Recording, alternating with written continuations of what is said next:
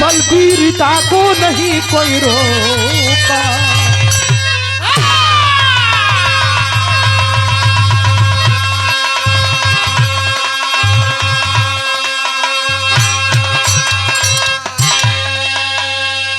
भैया बहुत सम्मानित लोग बैठे हैं और जहां यह कार्यक्रम हो रहा है बहुत सम्मानित परिवार में यह कार्यक्रम भी हो रहा है और अपने आप में यह धरती ऐतिहासिक धरती है। पढ़े लिखे लोग बैठे हैं बहुत ज्यादा नहीं 15-20 मिनट गौर करी हम ब्रह्म में यहाँ एक लाइन कवाली का टुकड़ा बा। कौन कवाली बा मास्टर?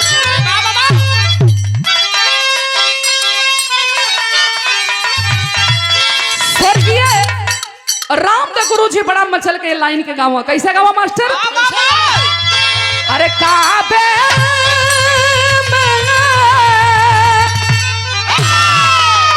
अरे काबे में तेरा जलवा काशी में नजारा है।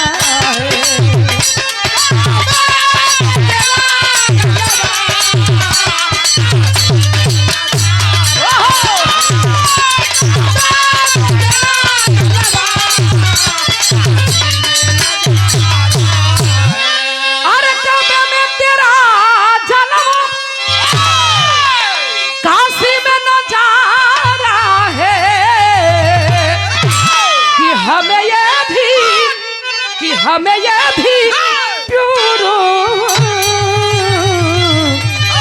हमें वो भी तो प्यारा है। लेकिन बिरहा में भाव हो कहा नाम बा कैसे? अरे मंजू से अरे मंजू से मिला मधुकर तो नहीं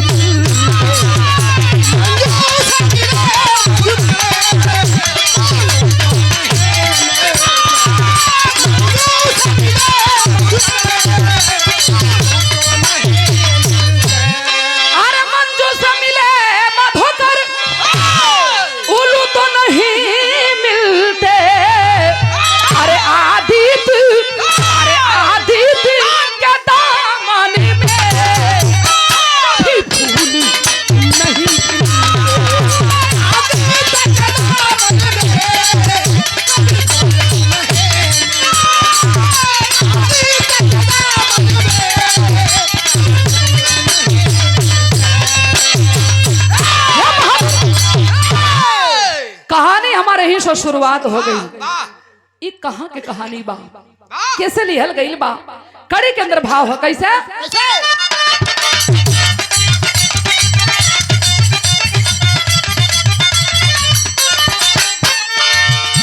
धरती पे बज गया है वो शैतान का डंका है रक्त में सबको डाल दिया बलवान का डंका।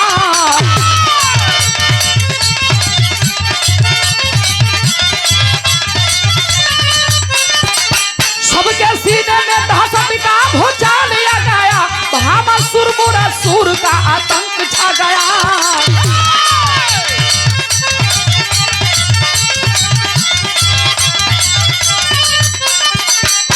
हर राज में राजाओं का ऐलान किया है हर राज में राजाओं का ऐलान किया है सब दे तो अपनी बिटिया यही फरमान किया है।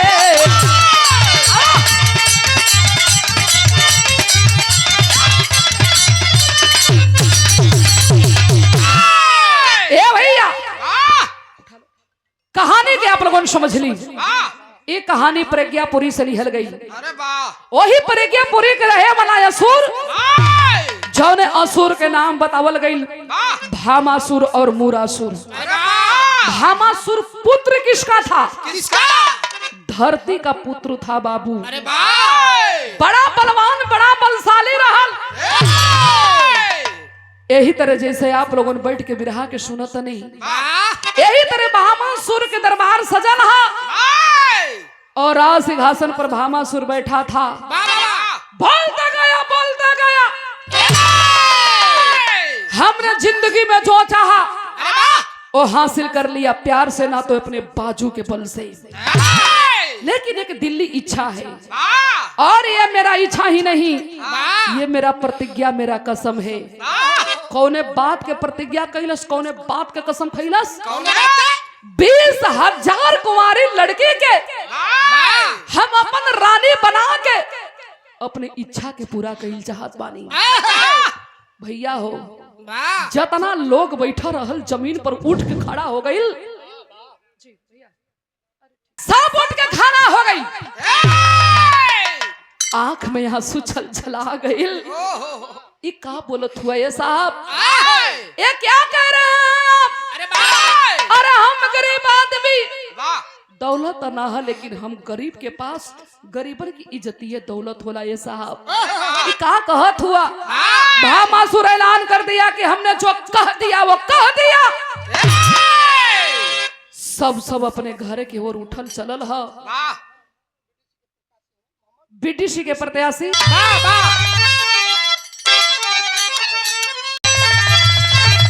कौनो दुल्ही अपने दुल्हा से कहले भैया, का कहला? अरे मोरवा के ठोर दे के बिहा से मोरी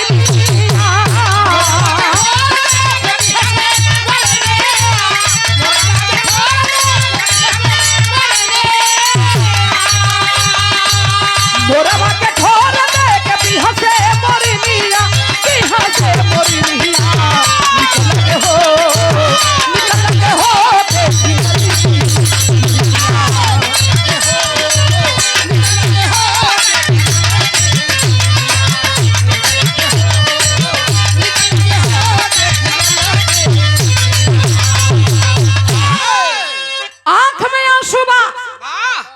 के नीचे से जमीन खिसक गया। बाबूजी, ये भामासुर ऐलान किया है कि 20,000 कुंवारी लड़की के हम अपन रानी बना के अपनी इच्छा के पूरा कर चाहत बानी।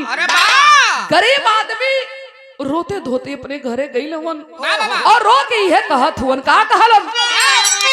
अरे सबाई के दिलवा में भाभी के यगिनिया,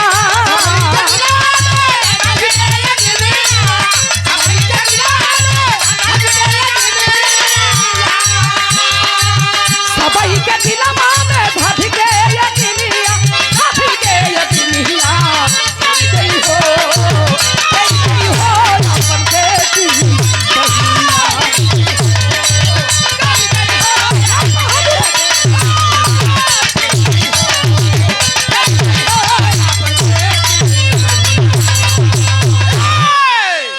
सबके घर में मातम छवला है, सबके आंख में आंसू बाए। बाबू भैया बाबू लोगन बैठल हन, बगल में मेरे माई बहन लोगन भी बैठल हैं। ओ बाप अमीर हो चाहे बाप गरीब हो, एक बहन और बेटी के लिए जितना अमीर बाप सपना सजा के अपने दिल में रखता है, उतना ही गरीब बाप के भी अंदर दिल में सपना होती है। लेकिन जानते हैं गरीब बाप लाचार है कि भगवान ओकरे पहले पैसा ना देले हुन, और अमीर के पास अथाह संपत्ति है, वो जो चाहेगा वो करेगा। लेकिन सबके दिल में अपने बहन अपने बेटी के प्रति उतनी इच्छा उतने प्यार होला कि हमार बहन हमार बेटी वो घर में बिहल जा कि जौने घर में जिंदगी भर सुख लिखल हो, दुख के परछाई भी ना पड़े। भैया हो, आंख में आंसू बा, सब लोग रोवन बाकी चाहते अगर पापी के हाथ में अपने बेटी बहन के हाथ दे दे, ओह दिन में हम मर जाई। दुनिया के लोग हमन के भाई बाप ना गद्दार कसाई कही कि लालच में पड़ के एक राक्षस के हाथ में अपने बहन बेटी के हाथ दे देलन, इनकार कर दिए हम मर जाएंगे, लेकिन अपन बेटी बहन के सौदा ये पापी के संगे कबो ना करब। ये बात का जब भामासुर सुना है, उसका राज था बाबूजी, उसका चलावा चल रहा था, गुस्सा में लाल हो गया। गुस्सा में लाल होके भामासुर कैले कहा, फिर हम एक लाइन गीत मास्टर।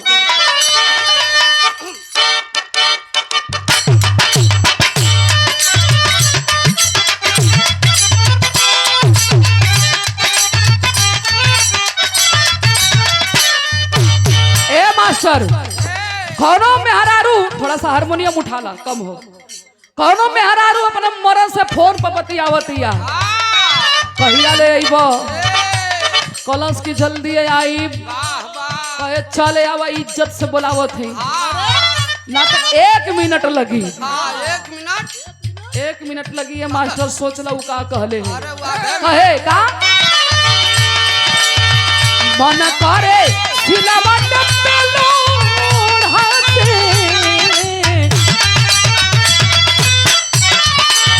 मन करे सिलावट पे लोड़ हाथे कुछ भी जवानी रजू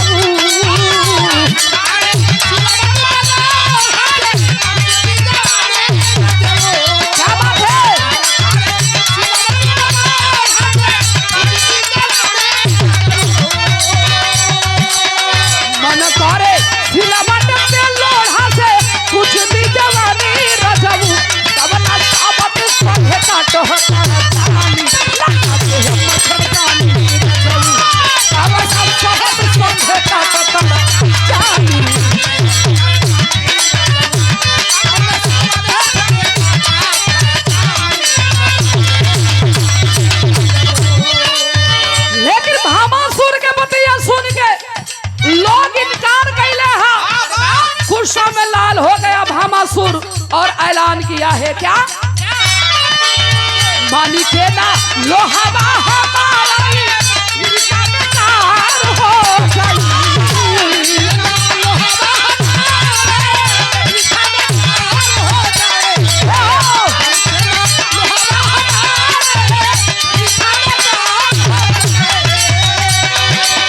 मानी के ना लोहावा हमारा ही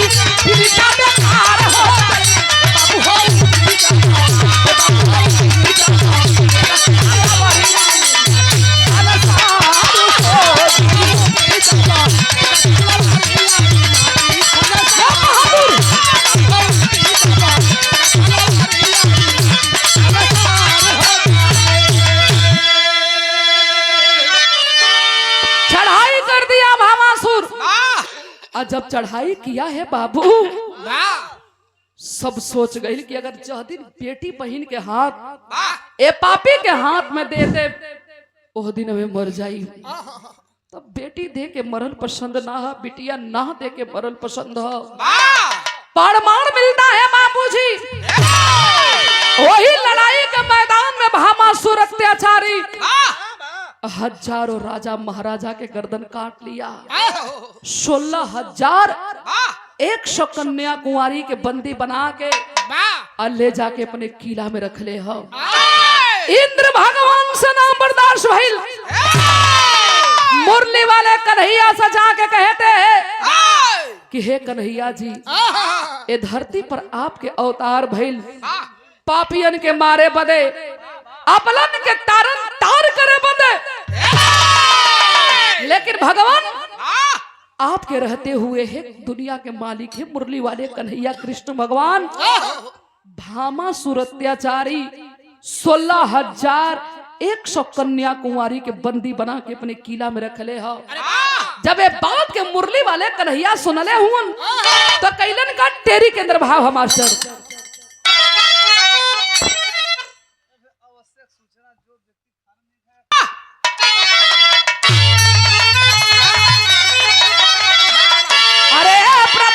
जबले प्राची में रही अरे प्रभाकर जबले प्राची में रही वंश हंस के गई हम दीवा करे दीवा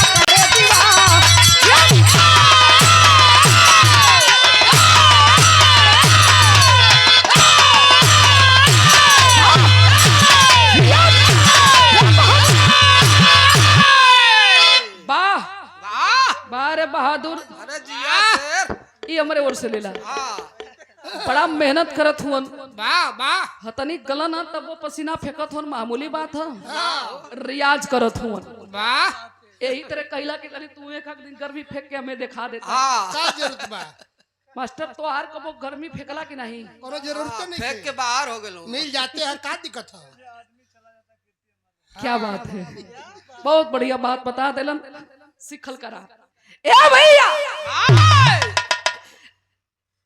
भामासुर के भगवान बलवलन और बुला कर समझावे लगलन कलन की अपने से अपन बल अपन जोर कौनो बड़ियार आदमी पर आजमावे के चाहिए। ए अबला जात हैं छोड़ दे ये बेटियन के आदमी कहेला कि जगर विनाश के ओर जब विनाश के ओर आदमी चलेला तो कूट कूट के ओकर अंदर घमंड भर जाला। विनाश काल विपरीत बुद्धि भुला गइल भामासुर सोचत था ये उहे ना हुआ ना जौन बसुरिया बजावेलन लकड़िया लेके ओके पते ना हा कि दुनिया के दाता दुनिया के मालिक हुवन।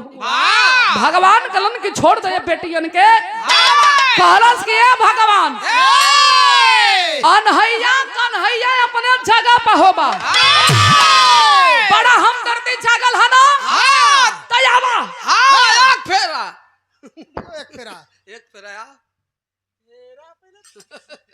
बहुत पढ़ल लिखल हूँ कोई बात ना पढ़ल लिखल के असर है करे ढेर कबो आदमिया जौन ढेर पढ़ लेवेलन उनहु से रह ना जाला लत्ता भी नहीं लगना सकबो। हम हमरे कॉलोनी में बहुत अच्छा परिवार है और अच्छी कॉलोनी है जहाँ हम बनारस में हमारे घर है एक दो जानी हुआ बहुत पढ़ा लिखल हुआ लुंगी मार के चले लाऊं गा के जाई तब वो कहीं मैडम जी कहाँ भी रहा था क्या का गा के आई है कितना पैसा लेकर आई हैं अब तनी हमारे पीछे पड़ियन के हमारे दुआरी तक चली आई हम उन्हें हम देखिला तक गेट बंद कर दे।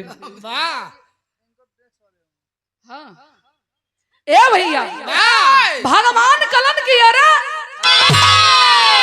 ना एकर घमंड बोला था भगवान सोच गिलन कि हमारे सामने हम तो समझावे के प्रयास कईनी तब मुरली वाले कन्हैया कृष्ण भगवान गुस्सा में लाल हो गए। आज जब गुस्सा में लाल भइल हुवन तो भइल का विराह में चल रिया लगल मास्टर एक पति बढ़ा लिया।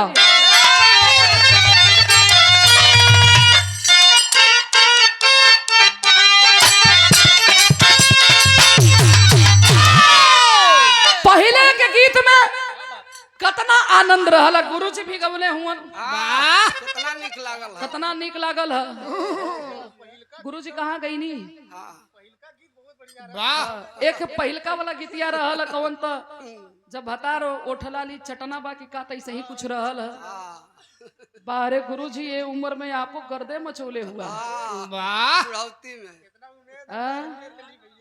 बलम के बाउर बा बेलनवा बांगुर बा बलम के बांगुड़ बा बेलनवा अने टेढ़ रहल बेलनवा हो तुम्हारा का फोटो खींचत रहा का कहे का मतलब का भइल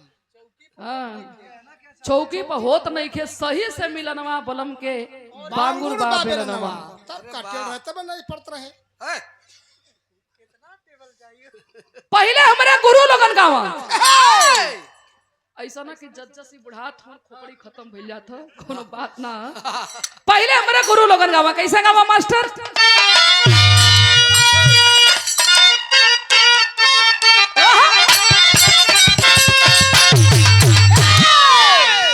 कहाँ गावा मास्टर बारी उमर कमरला चटनिया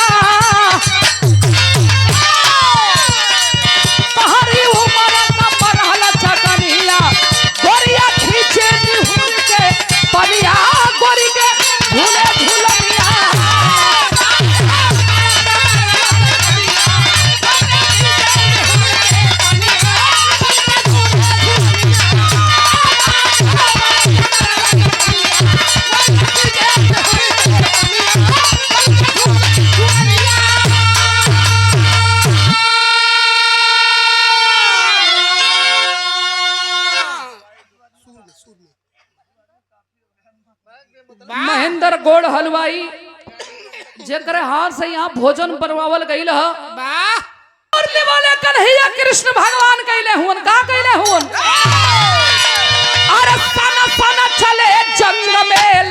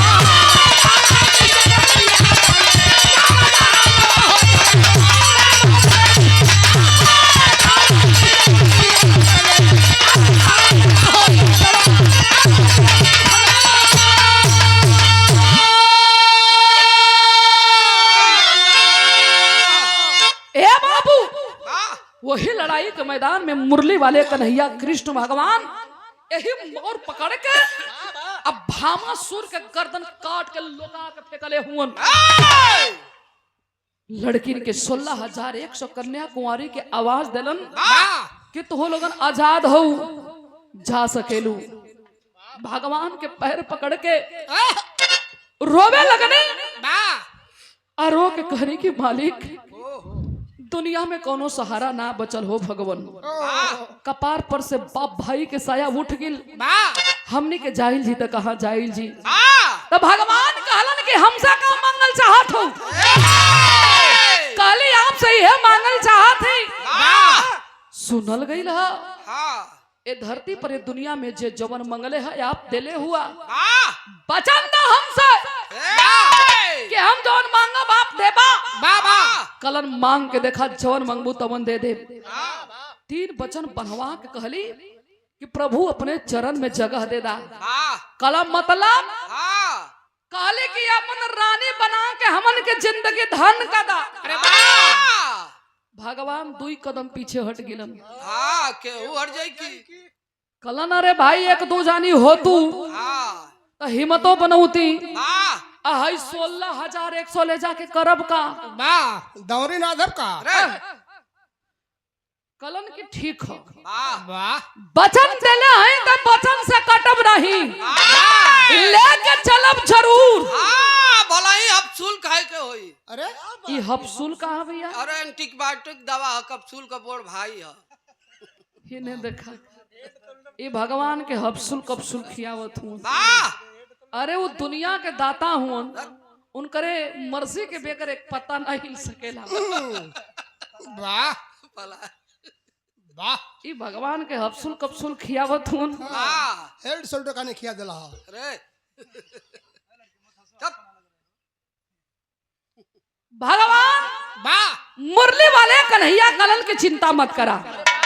वादा कैले ही तनी भाई पैर पकड़ के रोवत ही कि मालिक आपे बतावा ना दुनिया में हमार बाप ना हमार भाई ना हमन के केहू आगे पीछे देखवैया बा ना केहू के चरण में रह के हमन के जिंदगी के गुजर बसर होके वाला बा। हमन के जाइल जी तक कहा जाइल जी। भगवान कहलन के आवा लेके चलल हुन तो भइल का आल्हा के अंदर भाव है मास्टर।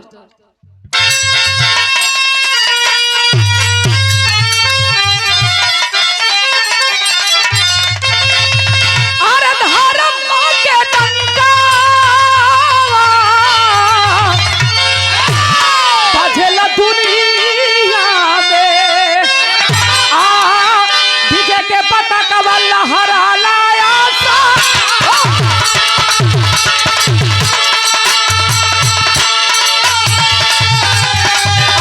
पुकारा मिल के हर हर काम हो।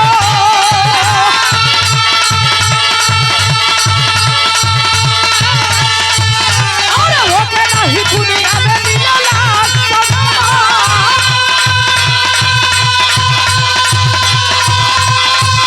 और दुनिया की लोका के हैया तू सखी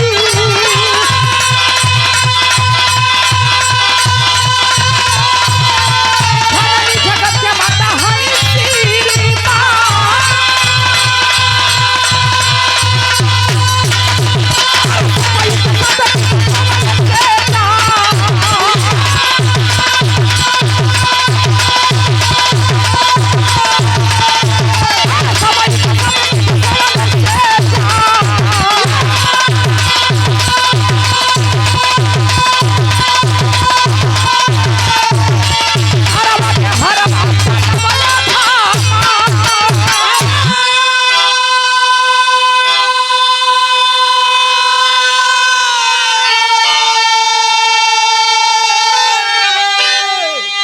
भैया गौर करेंगे प्रमाण मिलता है 16,100 कन्या कुमारी के भगवान अपन वलन तो गर्भ रहल तो बेटा कितना पैदा भइलन 1,61,080 पुत्र पैदा भइलन और 16,108 कन्या कुंवारी पैदा भइनी। बहुत जल्दी कैला है। पागल हुआ का मनबा का के बेरी हेतना रखी हाँ अरे ये कोई काल्पनिक बात नहीं है, पढ़े लिखे लोग बैठे हैं। बाबा ये कहानी श्रीमद् भागवत महापुराण से ली गई है। बाबा तो बिरहा के निचोड़ में लिखे के पड़ल कैसे?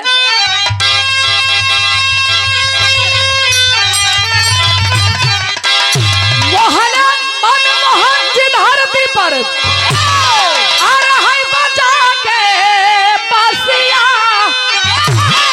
सब कर रखल यार मनवा हो पुरारी रसिया।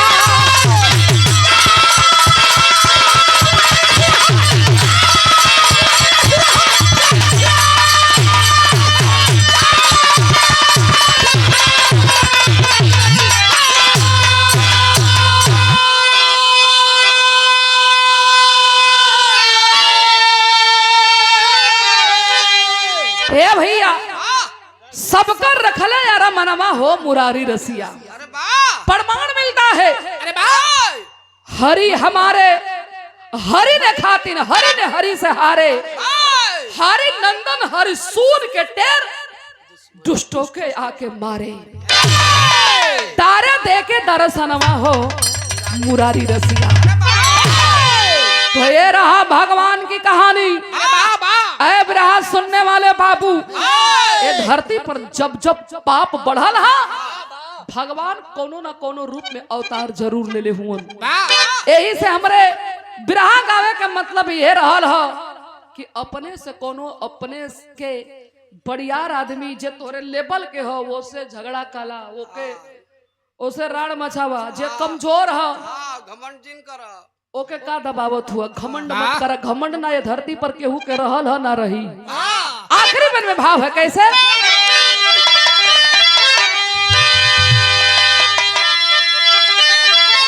गुरपतु गुरछे पर चमका बन के गगन ही के चंदा, काशी बुल्लू सुखनंदन के सतगुरु कटन फंदा। अरे प्रभाकर जब प्राची में रही